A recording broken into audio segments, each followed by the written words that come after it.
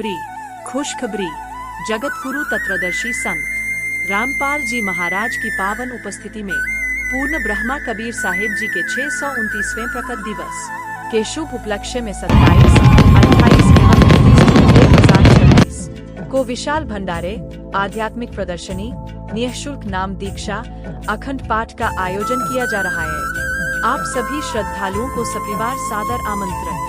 विशाल भंडारा, आध्यात्मिक प्रदर्शनी, निःशुल्क नाम दीक्षा, अखंडित पाठ, सतलोक आश्रम श्री धनाना धाम, सतलोक आश्रम करौंधाई धाम, सतलोक आश्रम खामारो पंजाब। आयोजन स्थल सतलोक आश्रम मुंडका दिल्ली, सतलोक आश्रम बैतूल मात्र, सतलोक आश्रम धनुषा नेपाल। आइए और सतभक्ति, सत्संग एवं विशाल भंडारे का लाभ प्राप्त करें।